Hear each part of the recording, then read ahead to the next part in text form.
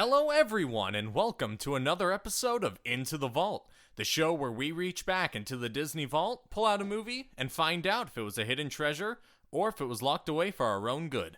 I'm your host, Garrison MacCraw, and there's a spaceship descending down.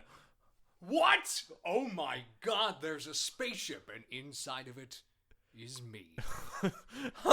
Trevor Colt! Hello, that's me in the spaceship. Hello, yes, I have come down from space to watch a movie with you. Well, I'm glad you brought your own microphone so I didn't have to tell you to come all the way over here and sit down. I mean, it's going to be really awkward that you're all the way over there. It's like 300 feet away, but you have your own microphone, so it'll sound like we're right next to each other. Yeah, I brought it from home. We got a lot of microphones where I'm from. And where are you from? Microphonesia. Oh, yeah, the microphone planet, where they only have, it's one landmass. It's a microphone. It's floating on water. If you're on one end, you hear your own sound reverberate. If you're on the other end, it's nothing. It's just the handle of a microphone. Yeah, they only have the one microphone, so we gotta wrap this up really quick so I can get the one microphone back to microphone land. They're really angry at me. Well, I'm glad you actually came in a spaceship because we're actually talking about a Disney sci-fi movie today, The Black Hole. Whoa, The Black Hole? That's like my favorite movie that I have never seen before. Yeah, this movie, it came out in 1979. It was said it was originally conceived as a space-themed disaster film. I've never seen this, so I take it you've never seen it either? No, I've never seen it, ever. For realsies. But I did bring you along because I know you're actually super into, like, weird 60s to 70s sci-fi. That is true. And if I were to guess, I would say Disney created this movie in 1979 as kind of their attempt.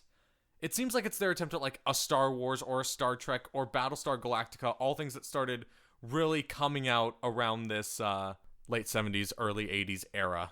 And let me tell you, I am all about that stuff.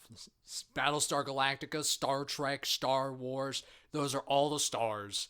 And I know the stars, and I love the stars because I am from space. So, in front of you, I've placed a poster for the movie. Let's see if we can dissect this a little bit. The poster doesn't really give us too much to work with, though. Yeah, what I'm seeing is there's a planet and there's a spaceship flying over the planet, and in the back there appears to be some sort of hole that is black. And then there's just the title, The Black Hole. The Black Hole. And that's really all the poster gives us. So, since neither of us have seen it, I just want to hear your take. What do you want this to be about? Like, give me your, just based off of The Black Hole, it's a 1970s, like, space adventure. What do you think this would be about? Well, I think, since you said it was more like a disaster movie, what I'm really hoping for is just like a really slow-moving sci-fi like disaster movie where like the spaceship is like knocked out and like there's people all around the ship and they gotta work together to save the spaceship and also maybe the world. Who knows? How sci-fi do you think this will... I don't know anything about it. Are we hoping for sci-fi as in humans in space? Or are we hoping weird aliens, robots? Oh, I'm really hoping for some weird aliens. If there's not, like, dudes with weird prosthetics on their heads, like, I'm checking out, like, immediately. But I probably will stay, because Garrison has locked me inside of his house, and he won't let me leave. Yeah, well, I mean, the spaceship's in, like resident parking. If I don't have you stay at least through the night, they're going to be like, why were you in resident parking? And a spaceship will stick out. Yeah, it is 7.5 miles long, so... It's covering at least 2 of the resident parking spots. Yeah, it's demolished. Like, it's killed many people. When I landed, like, there were screams, and did not even care. Didn't even faze me. You know why? Because I'm from space. Space people do not care. They have their own rules, own laws. Space laws. Well, I don't think there's anything else we can talk about without really watching it. So I think that's our next step. Let's watch it. Yeah, let's watch it. Really, can you move your spaceship? Yeah, sure. Thank you.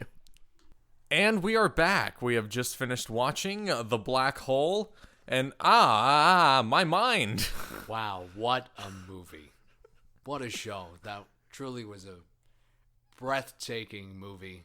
A feast for the eyes, you could say. It definitely matches every single sci-fi movie of that era, especially with the end, which we'll get to. Oh, we'll get to the end. We will. But I think we should talk about how it opens up, and there is an uncomfortable amount of time where I thought my screen just wasn't playing the video because there was a lot of music and just a completely blank black screen. Yeah, so picture this brilliant, full, rich orchestra playing for a very solid 20 to 37 hours. And there is no picture, it's just a black screen, and that is the beginning of the movie. We haven't even started with any dialogue yet. We're 24 hours into this movie, and we haven't even seen a human being. We haven't even seen a building. We haven't seen anything. All we've seen is this. It's not even a black hole because it's in a TV, so a black square. Yeah, and I mean, 50% of the title. Yeah, to be fair, the movie is called The Black Hole, so like looking at black holes is kind of what we're going to be doing. So I did kind of get what I paid for, but we still haven't even started the movie yet. So we start the movie in this vague exploration team spaceship, and they're exploring the cosmos, and there's a group of like 5 of them, 3 generic guys, 1 slightly older guy, and a girl.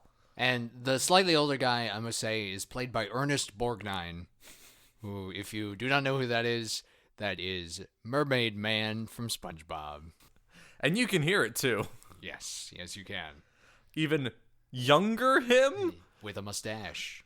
I say younger because he's still the oldest one there. There's also a robot, Vincent, who is every robot from sci-fi ever, just taped together as one character. Yeah, he's a floating ball with eyes that floats around, and he speaks in metaphors. Only metaphors. Can't even remember. They all blend together. Yes. But yeah. Essentially, think of any idiom or, 2 men walking in the desert find a drink of water. They must drink it. I don't know. Like nonsense like that. Yeah, exactly. And that's all he talks in. So the crew of the ship discovers a black hole in space. I guess it snuck up on them.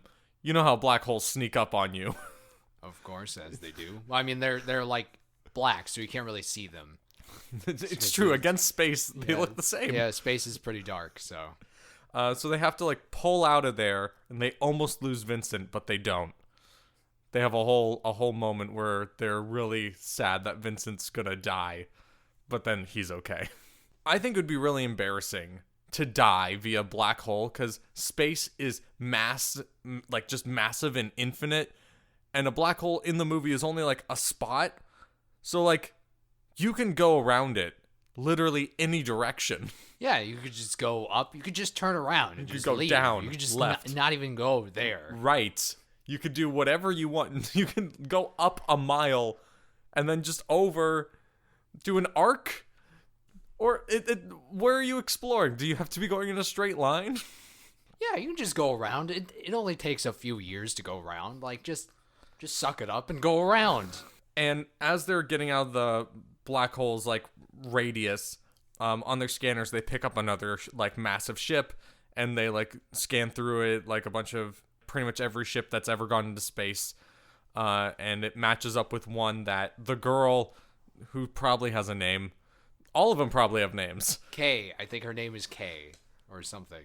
It has a K in it. Kate. Kate? Yes. Knew it. Nailed it. Knew it from the start. 100%. First try. So Kate is like, hey, that's the ship my father was on. I hope this plot line goes somewhere. Yeah, so they go to this abandoned, what seems to be abandoned spaceship. And I gotta say, the spaceship, it's like this really long practical model, and it just looks gorgeous. It really does. A lot of the shots and models that they use do look good, especially for the time. I don't know if this was intentional, but it kind of looked like the Eiffel Tower to me. Yeah, I kind of like the way it's like lattice work, like metal. Yeah, like lots of pipes and stuff going around. Yeah, it definitely embodied that sense and style of 70s sci-fi, where it's like big, stark, white, geometric shapes, like that. Those kind of designs really embodied the whole soul of 70s sci-fi, and it feels like it's mimicking a lot of 70s sci-fi, but it still has a distinct voice Yeah. in the chorus of it. So they get on the ship and they start searching around, and they're kind of captured by these like drone robots that look suspiciously like they're modeled after Darth Vader. Like they have the triangle mouthpiece, and they have like that little brim hanging off their necks. Yeah, the little cowl thing. Yeah. Like Vader hat. You know what I mean? Yeah. Like you're wearing a bowl on your head, you know, like half a bowl. Like the Darth Vader. They look like Darth Vader. Yeah, they look like little red Darth Vaders. And they bring him to the ship's captain, or current captain, and he's like, finally, people. I haven't seen people in a long time, because every person on the ship is gone. Because the ship was being weird, so I told them all to leave, and they did. Yep, that's a very believable story, and they definitely believe that 100%. Kate asks about her father, and he's like, oh, yeah, he's dead. So I'm glad that, and it never really comes up again, so I'm glad that whole storyline happened. Yeah, she doesn't even mourn her father. She's just like, oh, okay, all right, so, like, the black hole and stuff, right? We still doing that? Every character in this movie is the most monotone person I've ever seen in my life. They do not react to anything. They're as calm as Hindu cows.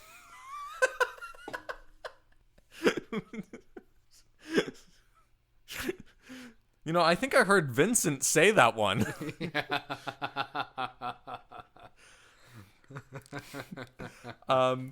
So this guy, this captain is basically like, yeah, I'm studying this black hole. In fact, I'm going to go into it because I just really want to, because I'm going to be the first guy to ever explore the inside of a black hole. Oh, yeah, we never explored this doctor guy, like the guy who's in charge of the ship, the professor guy. He's a space scientist. The best space and to quote the movie, the best space scientist. Yes, they say the word space scientist.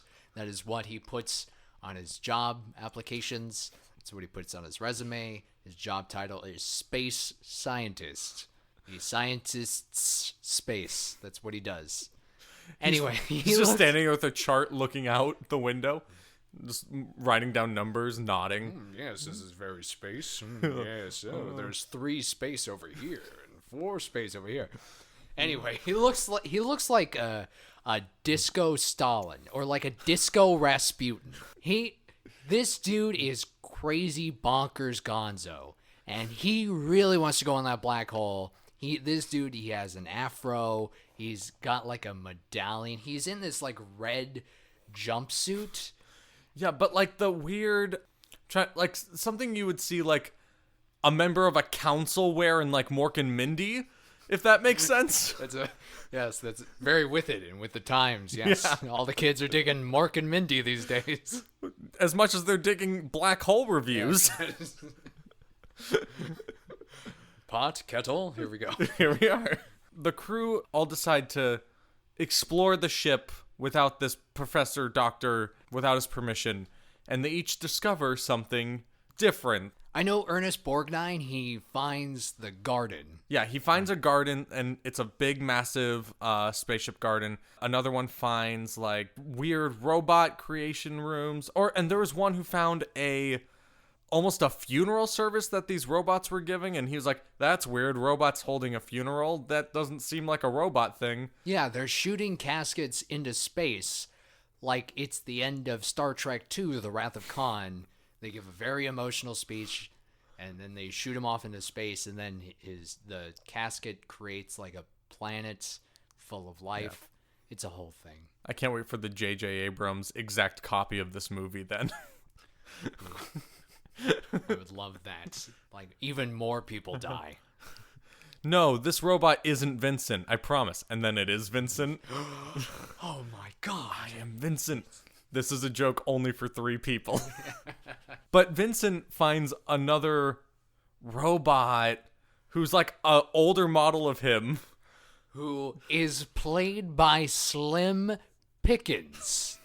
So he's a robot that talks like this, Well, greetings there. I'm a robot. Yeah, Slim Pickens is an old, like one of those old 60s actors who was in anything that needed a cowboy. He was the cowboy. He was in Blazing Saddles. Yeah, his biggest one was probably Doctor Strangelove, where he's the one riding the nuclear missile. Yeehaw. Yeah, like all the way down. All the way down, yeah. So they all meet up to have dinner with crazy red jumpsuit man. And he's like, yes, as I'm the only one here, this dinner is made by my very tiny garden. Enjoy. And after he leaves, someone's like, I saw his garden. It wasn't tiny. He's lying and all his robots are people. I gathered that just off of this one fact. Okay, here's the thing. They figured this out. But the fact that he is doing this is like super dark for a Disney movie, because the actual plot of the movie is that this professor guy killed the crew of the ship that he was on and turned them all into robot slaves to do his evil bidding.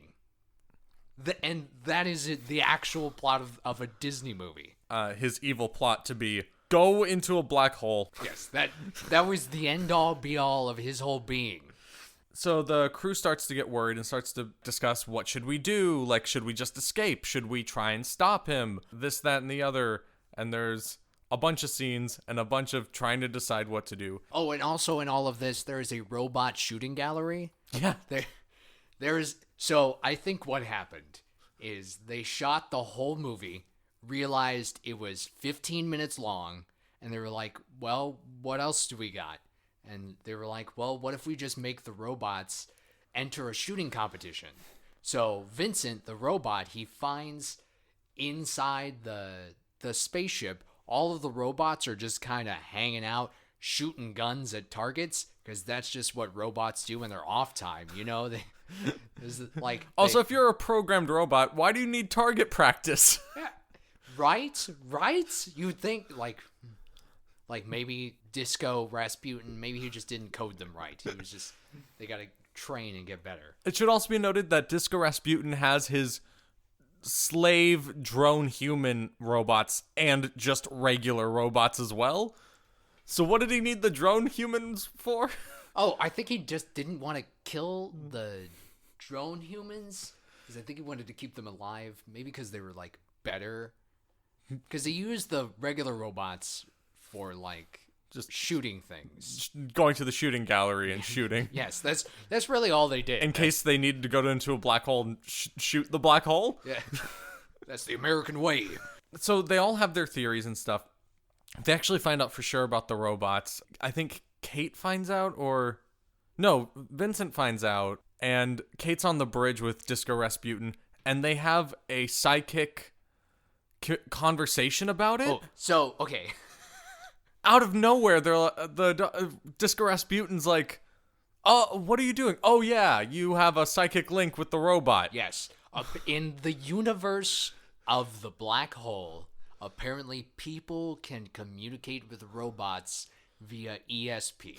If you're just really good buds with a robot, then you can mind meld with the robot, and wherever you are in the universe, you can transmit your thoughts to the robot. And you might be thinking, oh, they probably just covered this in a line or two early in the movie. No, just out of nowhere, she's having a psychic conversation, and Disco Rasputin's like, "Oh yeah, you have a psychic link with him. Cool." Yeah. How do you know? And because they don't mention it, they don't really talk about it. I'm thinking maybe we missed one line. There was like at the very beginning of the movie, like she just turns to the camera and says, "I have ESP with the robot," and then like just continues. And we missed it. Yeah, we just missed it somehow. Like she just said it really fast, and she was like, "I have ESP with the robot," and then just moved on. So this black hole, we have to find. Yeah, they just carry on. Yeah, exactly. It should also be noted that Vincent and Kate have the least character interactions out of any two characters in this movie. So I don't know why they're the ones linked with this psychic bond, because they never talk to each other ever. Yeah, like like it seems like all the dudes. Because the pilot had his freak out when he thought Vincent was dying. Yeah. So maybe the pilot should have had it? Or were they trying to be like, we have to give this character a thing? We can't just give the guys all of the lines. The woman has to talk at some point.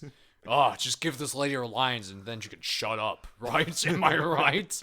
It's 1979. Women. Oh, am I right? Why don't they just talk to their robots in the kitchen?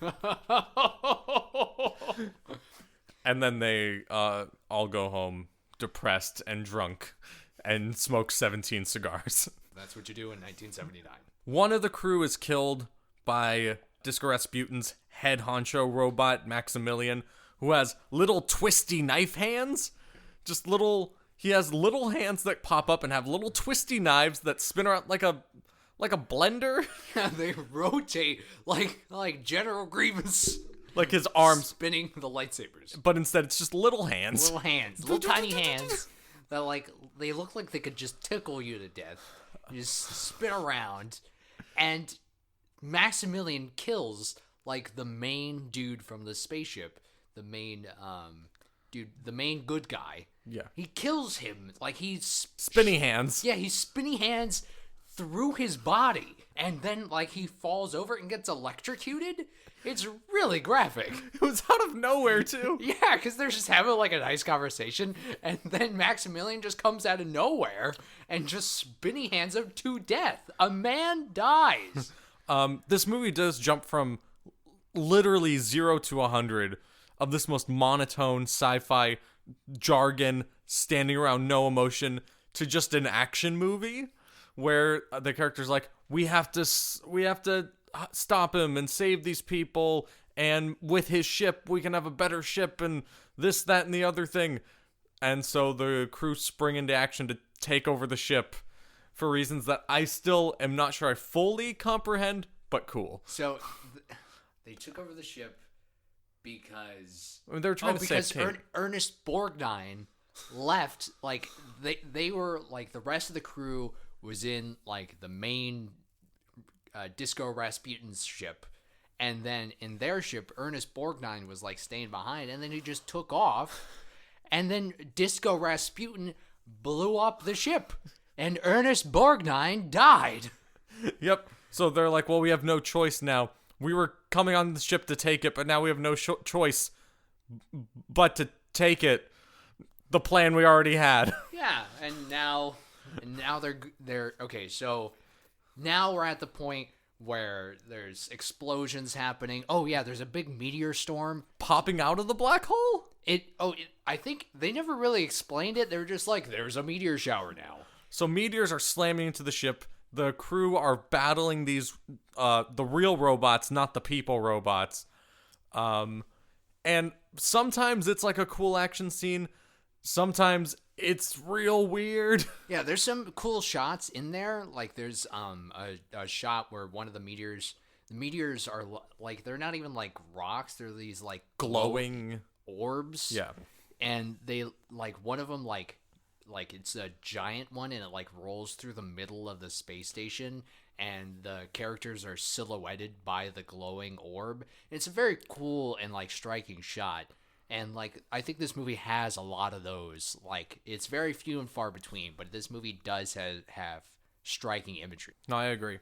But like, my problem with this movie is like, it has striking imagery, but also it feels like they could do so much more with it.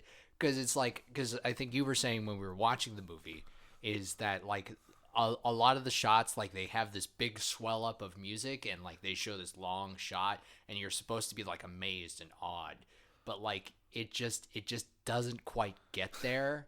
Yeah, it's like the potential is so much there, and it's like one element's missing. Yeah, every time it's like either the shot isn't grand enough but the music's good, or the music's good, or the music's bad but the shot's really grand but it doesn't swell correctly, or they linger too long, or they linger too short, or it's just something's missing every single time.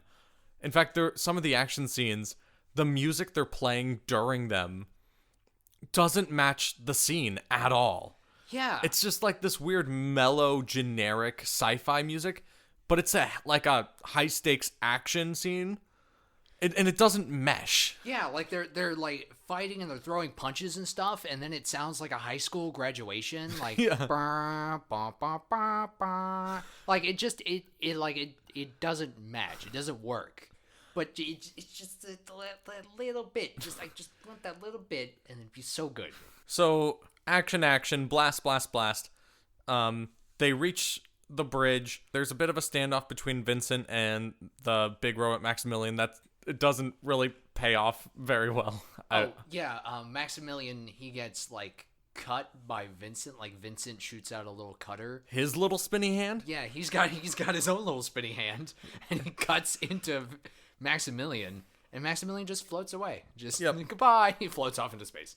I also would like to talk about how in these action scenes, the meteors are ripping through the spaceship, and the effects of outside, like outer space, only really affect the crew sometimes. Like sometimes gravity will start pulling at them, and other times it won't. Sometimes a blustering like freeze will come in because it's open to the just the void of space. But other times they'll be fine. They're just running around. Like it's super inconsistent when space affects or doesn't affect them. Yeah, one of them gets like blown into space, and he just starts floating towards the black hole in space. And Vincent goes out and saves the dude, but he was still just floating around in space. Yeah, it's a real Last Jedi moment. He just floats away like Superman. He just comes back to life. He dies, and he comes back to life and floats away like Superman. So what happens next in the movie? Disco Rasputin gets flattened by a flat screen. Right. He's on the bridge, and the flat screen just falls on him. And so he floats off into space because he's dead and the ship's falling apart. The 3 alive crew members get into a ship, and they're like, we can finally escape. And they start to blast off, and it's like, the coordinates are already set. We're going into the black hole. And then it's just a weird, trippy gyroscope. They're spinning around, and this scene, don't watch this if you get nauseous easily, because it's just filming them spinning and spinning. Yeah, and like the film is super undercranked, so it goes like 1 frame a second, and like it's just all spinning around, and it's just nauseating. Yeah. Disco Rasputin's floating in the black hole, and Maximilian, who floated off into space, conjoins with him, and so Rasputin's now inside the body of Maximilian, and they land. I don't know if they're in the black hole, outside the black hole, if they're dead, if it's a metaphor. I don't know. I don't know what the movie's going for. But then in this movie is, if you've ever seen 2001: Space Odyssey, it's similar to that in that it's like, what is happening? I don't understand. But worse, because at least in 2001, they have something they're going for. I don't think they're going for anything. It's just random imagery. Yeah, they were just like, what looks cool? So just throw it in there. There was, because after Disco Rasputin conjoins with Maximilian, they land in this firescape, and it's with Maximilian. He has these spikes, so it almost looks like, in a way, the devil in fire. And does this represent death and hell and? See, I was kind of thinking about that, because they do mention early in the movie, in the first 10 minutes of the movie when they're discussing the black hole, they're like, maybe we'll find God, or maybe we'll find guys with horns and pitchforks. Yeah. So I think kind of the whole thing, it kind of feels like, because Star Trek V has a very similar plot.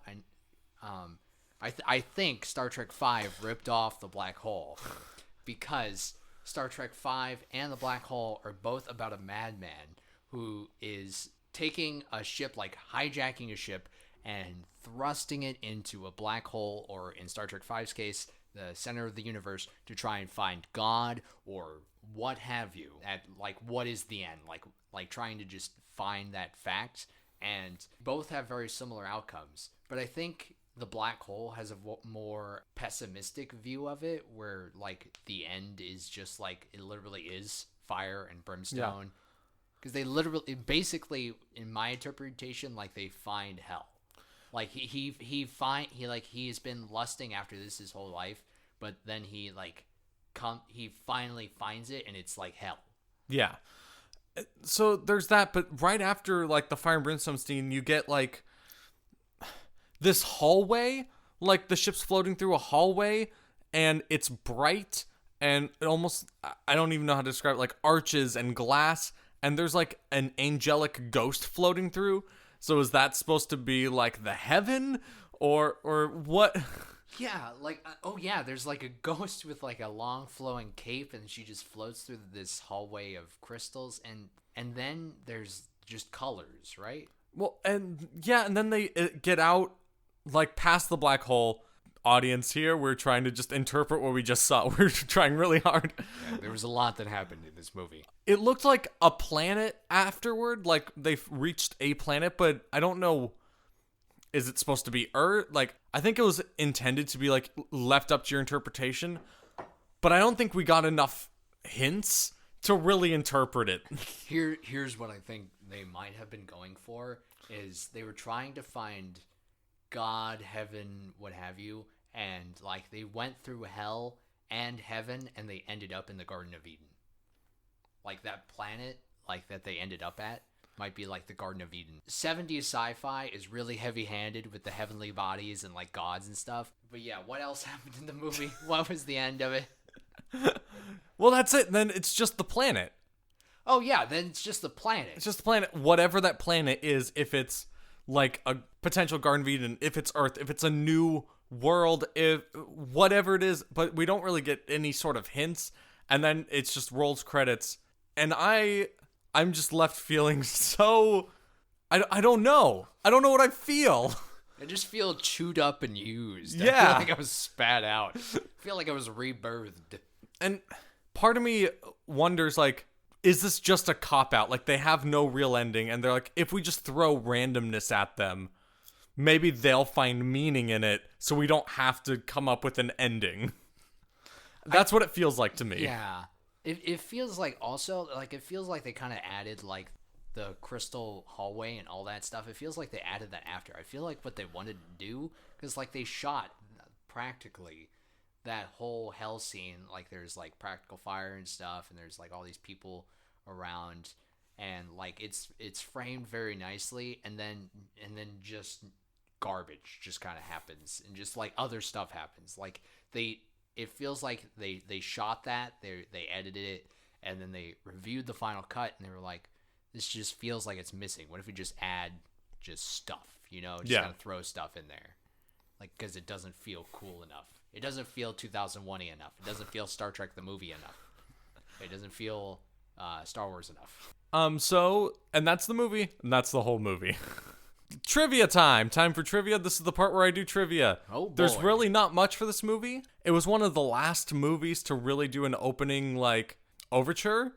As you can tell, they killed it because no one wants to sit through blackness with nothing on screen, just music ever again. Yeah, because I'm going to stress this. We were sat there for at least 6 or 7 days. I think I went back home, grabbed a glass of water, came back with the glass of water, finished it, and then went back home to wash my cup, and then came back, and it still wasn't done. And I said, Trevor, we have water here. And it's like, yeah, but I like the water at my own house. Yeah. And then the movie started. This was also Disney's very first PG movie. I don't know if you could tell, but they got pretty crazy up in there. People die. They cursed a little bit. Yeah, they said damn. Oh, now I have to edit. No. Oh no. Yeah. They said bad words.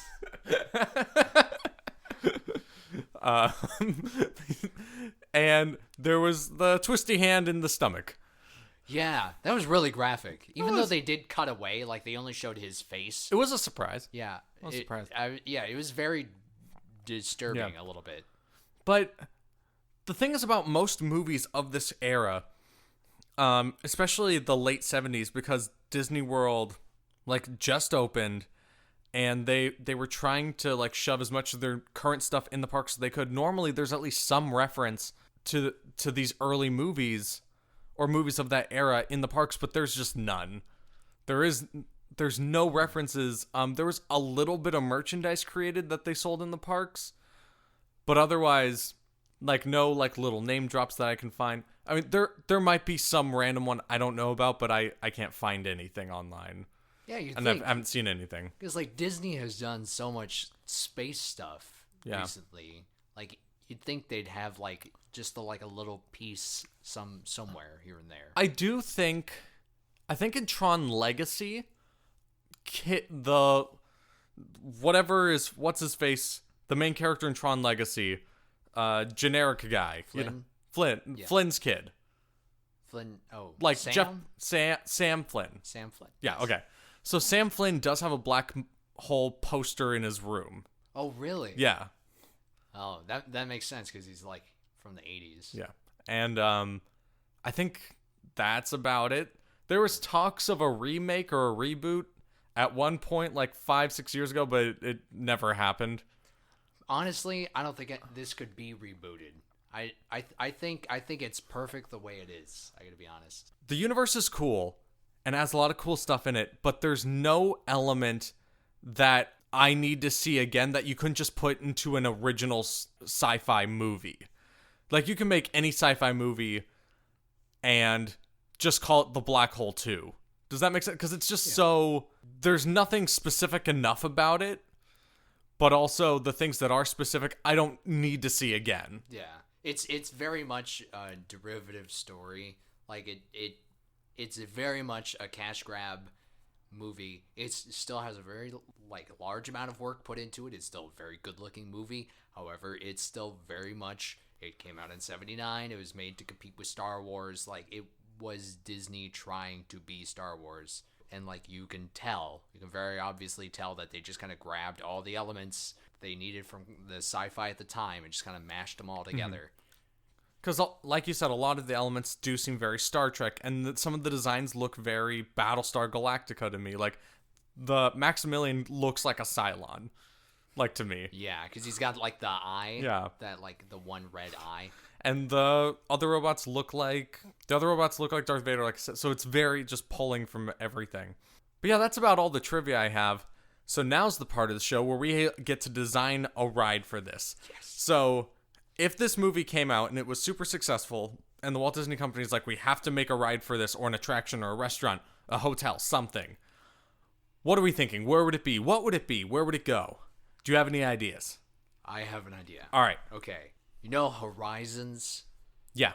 So I want to do something very similar to Horizons, but like it's still like kind of like that Omnimover kind of attraction, and then it goes through the whole space station, and then it starts out as like a tour of the main big spaceship. Yeah. It starts out as like a tour of that, and then like Disco Rasputin like breaks into the ride, and then he turns all the people into robots, and like you're still like going through it, so you have to like escape through it and like going all the way through it, and then there's like smoke effects and stuff, and then it kind of follows like the path of the movie. So, yeah, so you get the scene where like the meteors are coming in, and I think it would be really cool if the ride vehicle had its own Vincent in the front, like the E.T. ride. Yes. Instead of E.T., it's just a Vincent head that pops up and like swivels around and says idioms, and you're like, what does that mean? And he just keeps going. That would be perfect. Oh my god. That'd be amazing. But yeah, I think like Horizon style attraction, like even just a slow moving attraction that is, I just want Horizons back. But even just like a slow moving attraction that just like gives you a tour of that spaceship and just like basically just brings you into that world. Do you get to go through the black hole? Oh, you have to go through the black hole. Like that's the finale, and it's like 5% of the ride is on the spaceship, and then like the other 95% is in the black hole. Mm-hmm. So you're just seeing like basically it's just all hell, and then you go through the crystal labyrinth, and then a ghost lady like flies at you. Well, I'm wondering if we could like modernize it a little bit, like have that slow moving classic dark ride at the beginning, and have like janky animatronics be the janky robots, like old style. And then when you get to the black hole, if we like modernize it a little bit, like the ride vehicle stops being a slow omni-mover and is like you're actually speeding through this thing, and like it's projections on the walls and instead of like the just janky backdrops and animatronics. Yeah. I think that would be cool. Like just to have it like turn, like it makes it like the movie. It's slow and dull, and then all of a sudden it's just an action movie with music that doesn't match up. Yeah, like a meteorite like blows through the spaceship, and then you go through the hole, and it takes you all the way through the black hole, and then I think what might also be cool is having some sort of VR or AR component to it, where you like put on a helmet, and like Vincents are just all around you. They're just floating around you, and they just give you fun facts, just idioms. Forever. It's an option. You can have the helmet on or off. Yeah, you can just take it around the parks. It's like the wands in the Wizarding World. You just like wave it around, and then a Vincent pops up. I think I want a moment in this ride with the meteorites. The one shot that stuck out to me the most was that giant meteorite. I want it to happen, but I want it to be an old school effect like Disaster at Universal. You know that part where like the floor opens up and like a truck slides down? Oh, yeah. It's that. The floor opens up and it's just a giant meteorite sliding down at you. Oh, that'd be terrifying. Like an old school. Yeah, the traumatized little kids everywhere. Yeah. But you see this physical thing coming towards you from the side. I think that'd be really cool. Yeah, that'd be dope. Did you have any ideas? No, I think this is perfect. I don't think there could be a better Epcot? It's got to be Epcot. Let's replace Mission Space. I don't know. You like that? You like spinning around? I love spinning around. Definitely has to be in Future World. Get rid of the Imagination. I'm just kidding. Ooh. People would get so mad if I said that. I love the Imagination Pavilion. I'm kidding. Maybe we should. I don't know. Just get rid of it. I mean, to replace it with the black hole, I think that's a fair trade. Yeah. Especially current Journey into Imagination. Yeah. Well, but if we want to keep the space stuff together, because there's going to be the Guardians ride and there's the Mission Space. I know they're putting the Play Pavilion in there now, and that sounds fun, but this sounds more fun, so we could just replace the Wonders of Life Pavilion over in the space corner. I totally forgot about Wonders of Life. Like they, what do they use that for? Food and wine? Who cares about food and wine? I mean, they're putting something in there now, or maybe they won't, considering who knows what's actually happening anymore. Yeah. They were going to put something in there. The black hole. The black hole. The black hole's going in there. That's confirmed. You heard it here first, folks, on Into the Vaults. The black hole is going to replace the Wonders of Life Pavilion at Epcot coming summer 2021. They still have the making of me, but it's Vincent telling you where babies come from. It's Body Wars, but they go inside of Disco Rasputin. Oh, man. So, we have to decide. Is this movie a hidden treasure, or should it be locked away? No one should watch it. Okay. So, if you're a fan of mediocre to bad, good 70s and 80s sci-fi cinema, you are really going to dig this. Yeah. And I think it's a hidden treasure. What do you think? Well, that's why I was so happy to bring you on for Black Hole, because I knew, like, if anyone's going to enjoy Black Hole, it's going to be Trevor, because this is everything he loves. A simple story, space, some robots. Yes. Space, robots, spaceships, explosions. That's it. That's all you need. I'm happy. All right, so in and of itself, I can't say that I think it's a good movie. I can't say that it's a good film.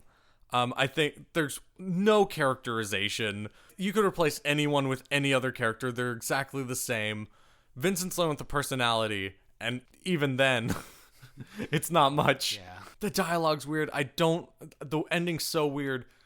But am I leaving this movie glad I watched it? Yes. And I'm not normally the, like, weird sci-fi person, but maybe I am. Maybe I am more than I thought I was. Yes, this is the baby steps. Soon you'll be watching all the weird stuff like Solaris and other things. Well, I was a fan. No, I didn't finish it, but I was a fan of the reboot of Battlestar Galactica.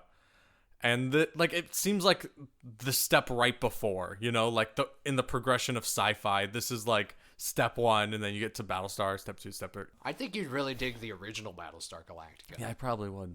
If you're not already into this kind of thing, like Trevor said, no. If you are into this kind of thing, I think it's a perfect one to add because it gives you everything that that era of sci-fi gives you. Like, if someone were to say, give me one movie to explain 70s sci-fi, I would show them this one because I think it encapsulates all of it.